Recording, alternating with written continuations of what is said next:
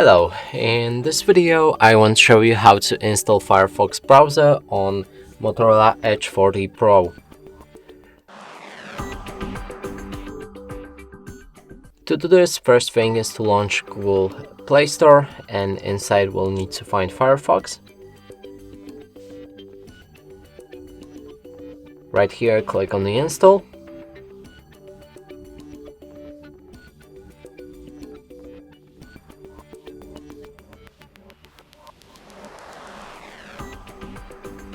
When it's ready, you can click on the open, then continue, allow to send notifications from Firefox, and here we can customize a different theme, pick a toolbar placement, sign in to turn on synchronization, switch between different privacy protection settings, and read the privacy notice. Lastly, click on start browsing. Here we can open any website, and as you can see, the browser works fine. And that's it for this video. Hope you like it. Please consider subscribing to our channel, leave a like and a comment below.